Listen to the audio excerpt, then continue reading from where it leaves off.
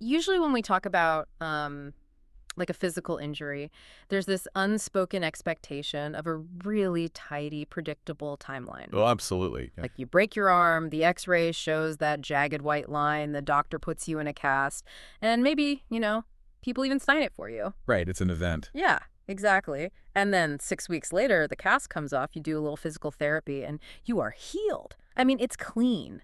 Right. It's measurable. And society is just incredibly comfortable with that timeline. We crave that schedule, really. We want a clear beginning, a middle, and a definitive endpoint where we can just declare the problem solved. Because it gives us a sense of control. Exactly. It gives us control over the unpredictability of life. But then, you step into the landscape of grief, and suddenly you realize society is still trying to hand you that exact same 6-week calendar. Which just does not work. No, not at all. The casseroles stop coming after month 1.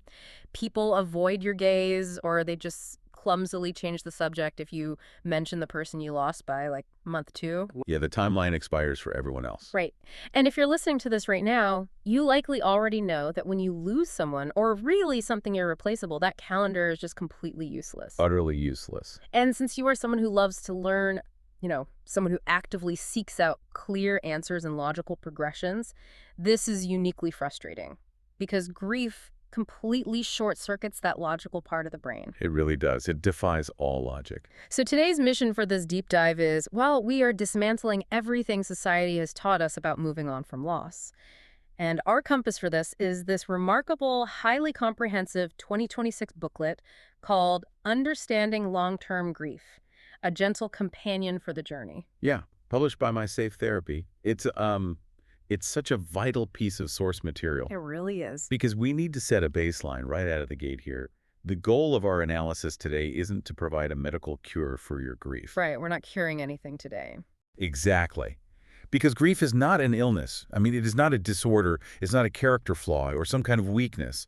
It is the fundamental biological and psychological response to losing a connection. The way the text defines it is just, it's beautiful. It is. It says grief is simply love with nowhere to go. Love with nowhere to go. Man, that phrase just hits incredibly hard. It's so profound. But I think it also highlights why this is so deeply frustrating for someone trying to navigate it logically. You find yourself wondering, like, am I doing this right? Have I been feeling this way for too long? Which is such a common anxiety. Right. And that anxiety about the timeline is actually showing up in the medical community now, isn't it? It is, yeah. And we have to parse that really carefully.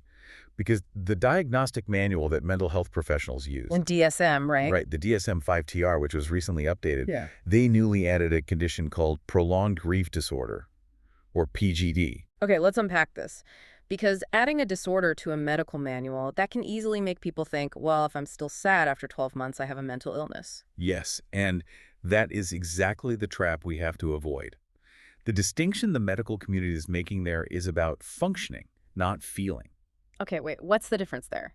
Well, experiencing long-term grief, feeling a daily ache, bursting into tears when you hear a certain song 5 years down the line, that is completely normal human behavior. That doesn't mean you're broken. Not at all. It doesn't mean you have a disorder. The pathology only comes in when the grief entirely paralyzes your ability to engage with life, like severe impairment that completely disrupts your basic daily functioning a full year or more after a loss. So it's about whether you can actually survive your day-to-day. Exactly. That's when you might need and deserve professional support to get unstuck. Okay, so if grief doesn't follow that neat linear timeline, if it's not that 6-week cast, how does it actually work in the brain? Well, the source material points to what they call one of the most important grief frameworks of the past 30 years. The dual process model. Yes, dual process model. It was developed in 1999 by these researchers, Margaret Strube and Hank Schutt. And it kind of changed everything, didn't it? It fundamentally shifted how psychology views coping. Because before this, we looked at grief as like a mountain you had to climb, or a straight line you just had to trudge down. Just push through the stages. Exactly. Yeah. But they conceptualized it totally differently. They proved that the brain actually processes grief as a pendulum, A pendulum. So swinging back and forth. Right. You are constantly, involuntarily swinging back and forth between two distinct cognitive states. They call them loss-oriented and restoration-oriented. Okay, so the loss-oriented side, that's what pop culture basically tells us grief looks like, right? Pretty much, yeah. It's facing the pain head on. It's the crying, the intense yearning, looking through old photographs, agonizing over the circumstances of the death. Just profoundly feeling the vacuum that they left behind. Right. Is the raw confrontation with the reality of the absence. But the thing is, the brain cannot sustain that level of intense cognitive and emotional load indefinitely. I mean, you'd just burn out. Completely. Your cortisol levels would be permanently spiked.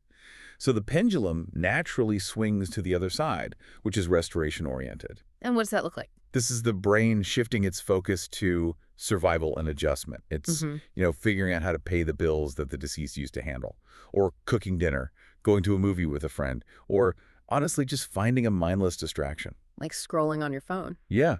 And interestingly, research shows men often lean toward this restoration side initially, tackling tasks and fixing things. Well, women often lean toward the loss side. Exactly. But both are entirely valid neurological responses. See, I struggle with this model a little bit. How so? Because my instinct, and I think the instinct of a lot of people listening to this deep dive, is that if I'm, say, organizing my garage or binge watching a television show, I am just running away from the problem. Right. You feel guilty for being distracted. Yeah. I feel like I'm avoiding the grief. Is the research actually saying my distraction is a valid therapy? What's fascinating here is that Strub and Schutt's model explicitly states that this oscillation, this swinging back and forth, is the healthy processing of grief. Wait, really? Yes. Feeling absolutely crushed at 10 in the morning and then finding yourself genuinely laughing at a comedy podcast at noon is not emotional instability. And it's not betraying the person you lost. Certainly not. It is literally your nervous system taking necessary time off to recover. Wow. I'm picturing it kind of like breathing. Okay, I like that. Like being loss-oriented is like inhaling the pain. You have to take it in, you have to process the reality of it. But being restoration-oriented is exhaling. You just do it to survive the day. That's a great way to look at it. Because you can't just inhale forever, right? Your lungs would burst, you'd pass out. You need the distraction to oxygenate your life again. The exhale is absolutely mandatory. I mean, if you only focus on the loss, you drown in it.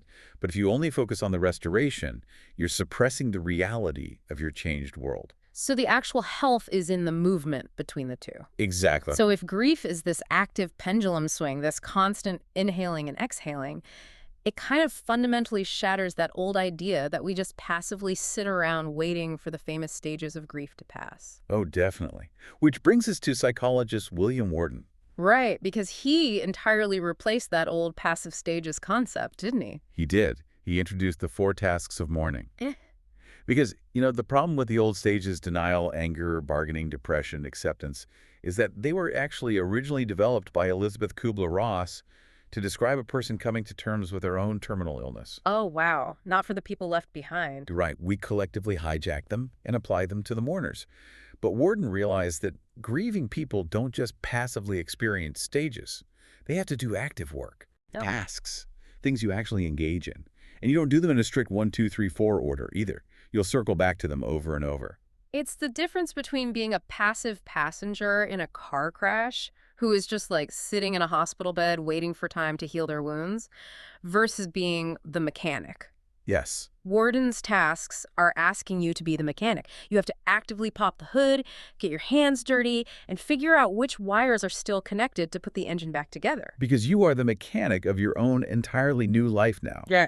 So task 1 is accepting the reality of the loss. Which is more than just knowing they're gone, right? Oh, much more. It's not just intellectual knowledge.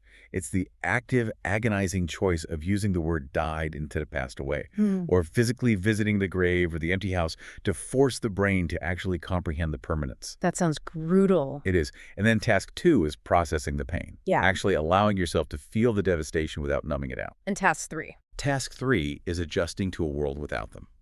So the literal mechanics of, say, cooking for one, or making financial decisions alone, or even figuring out who you are now that you aren't their full-time caregiver. But the most significant shift Worden made, and the one that I think offers the most profound relief, is task 4. Yeah. Because originally, the final task of grief in older psychological models was supposed to be, quote, withdraw emotional energy from the deceased and reinvest it in others. Which honestly just sounds horrific. It really does. It implies you have to stop loving them in order to move forward. And it felt terrible to people because it actively fought against human nature. I mean, the brain resists deleting its deepest attachments. Right. So Worden revised it based on actual human behavior. Mm.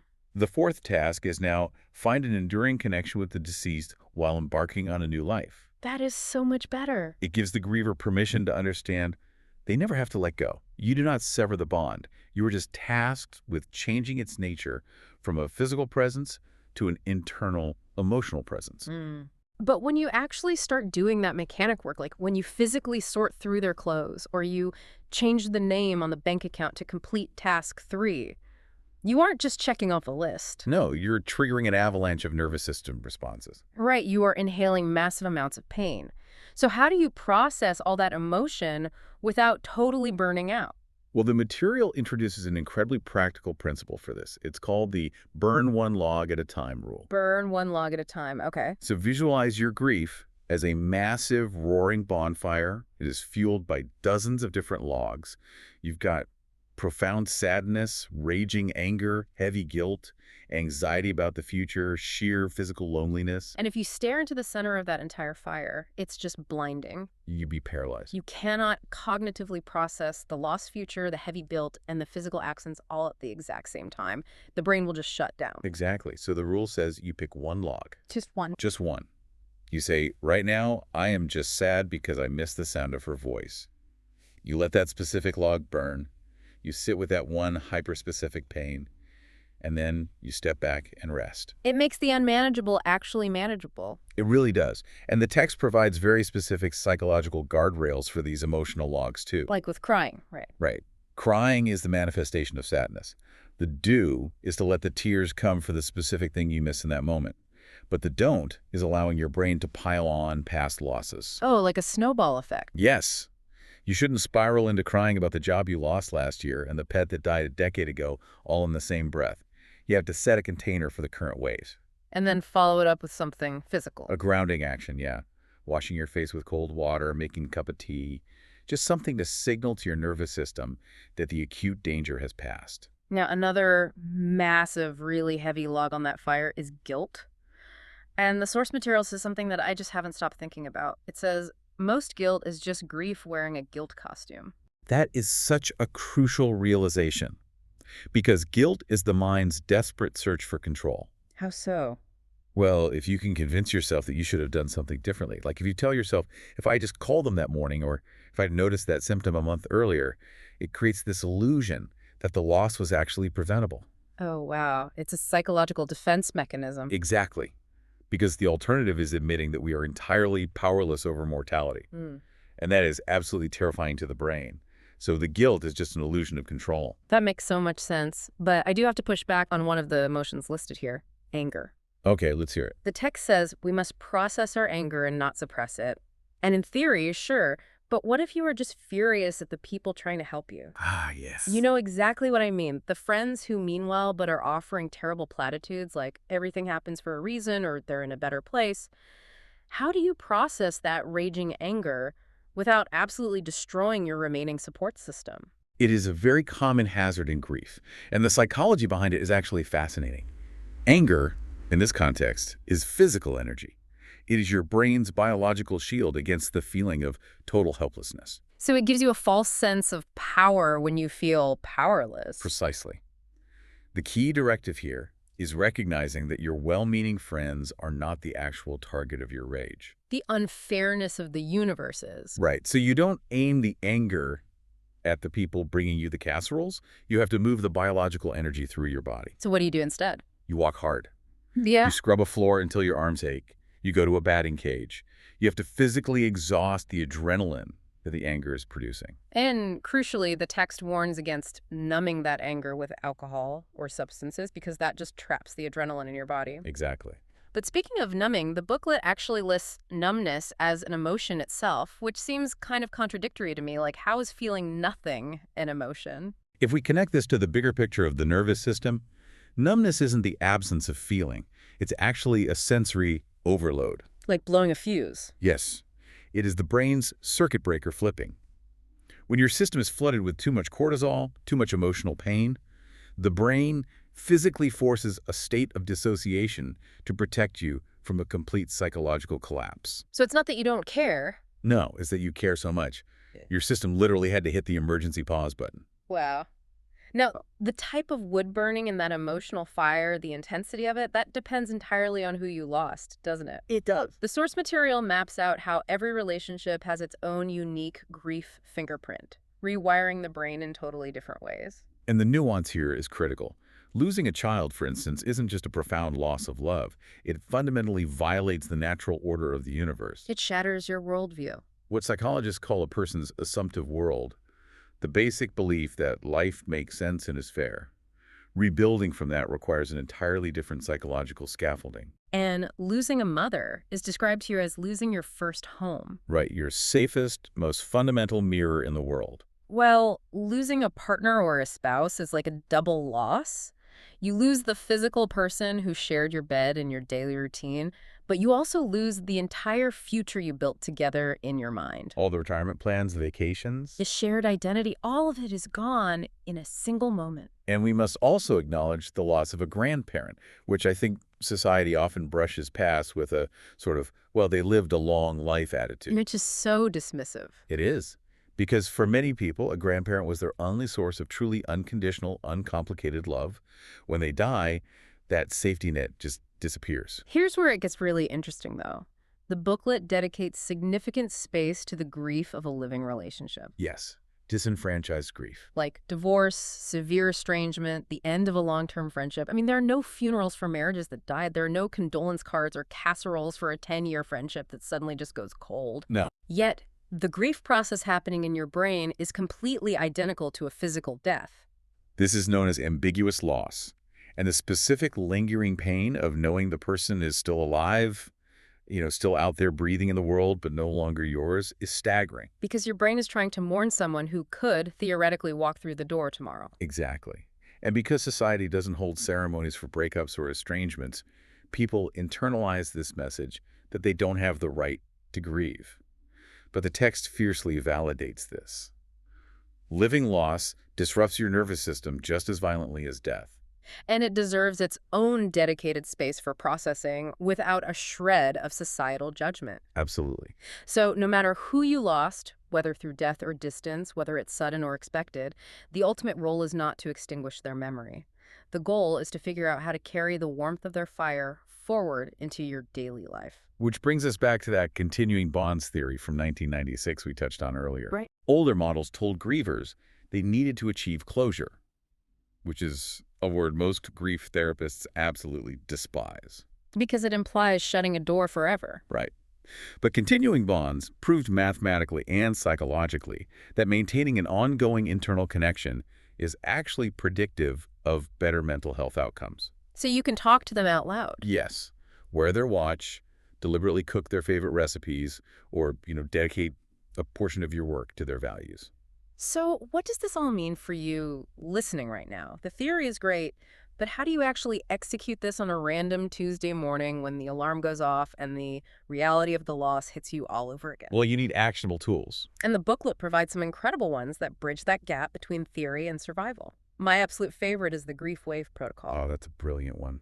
Let's say you're standing in the aisle at the supermarket, you see their favorite brand of cereal, and a wave of grief just hits you out of nowhere. Your heart starts racing. Your body is basically entering a fight or flight state. So you follow the protocol. First, you name it. You say to yourself, this is a grief wave. Just labeling it helps? Yeah, labeling the emotion engages the prefrontal cortex, which physically dials down the panic center in the amygdala. Okay, what's next? Second, you breathe. 4 counts in, 6 counts out. That specific ratio is key, right? All right. The longer exhale is what really matters. Exactly. Making the exhale longer than the inhale physically stimulates the vagus nerve, which runs from your brain all the way down to your abdomen. It basically acts as a biological brake pedal, forcing your parasympathetic nervous system to calm down your racing heart. Amazing. And then the third step is you ground yourself physically. You feel the texture of the grocery cart or feel your feet on the floor. Right. And fourth, you rest. You acknowledge that your body just did a heavy emotional workout, and you go easy on yourself for the rest of the day. There are other tools here that help with that continuing bond too. The memory jar, for instance. I love that one. Yeah, when a sudden, beautiful memory surfaces, instead of just letting it pass or crying over it, you write it down on a slip of paper and put it in a jar. Over a year, you physically build a collection of love rather than just focusing on the collection of loss. It changes your visual focus. And then there's the evening gratitude and grief practice, which is just a brilliant way to rewire the brain. Every night, you name one thing you are grateful for and one thing you are grieving. And by linking them with the word "and," it teaches the brain that these two states are companions. They're not mutually exclusive opposites. You can hold immense pain and genuine gratitude in the same body at the exact same time. Yes, you can. I also urge you to try the one beautiful thing exercise. Each day, make an intentional choice to notice one beautiful thing. The way the light hits a building, the taste of a really good cup of coffee. It is not about forcing toxic positivity either. No, not at all. It's not pretending you aren't devastated. It's about slowly proving to your own nervous system that beauty still exists in the world alongside your profound loss. This raises an important question, though. What's that? With all these tools, when do you know that self-guided tasks just aren't enough and you actually need to call in professional help? Oh, that's crucial. The booklet outlines very clear indicators for this. If you find yourself relying heavily on alcohol or substances just to get to sleep, if you are experiencing persistent intrusive thoughts of wanting to join the deceased, Or if you're just not functioning at all. right, if you are feeling absolutely zero relief or ability to function after 12 to 18 months, that is the indicator to reach out. And there are specific therapies for this, right? It's not just sitting on a couch talking aimlessly about your childhood. Precisely. Evidence-based treatments like CBT, cognitive behavioral therapy, can help identify and rewire the specific thought patterns that are keeping you frozen. And there's one specifically for grief, too. Yes, PGDT, prolonged grief disorder therapy. It's a specialized 16-session protocol designed specifically to help people who are completely stuck in the loss-oriented side of the pendulum.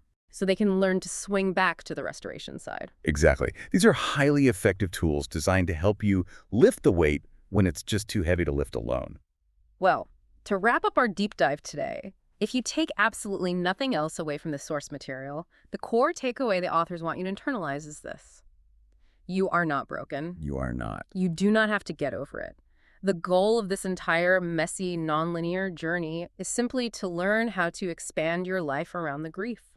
You learn to carry the weight differently until one day the love outshines the sharp edges of the pain. And that leaves us with the final concept to really mull over. Yeah. The text defines grief as love with nowhere to go. Yeah. If we take that literally, we have to ask ourselves, does that mean the people who grieve the longest and the hardest aren't stuck or feeling it moving on? Oh. Are they simply the people who have the most love left to give?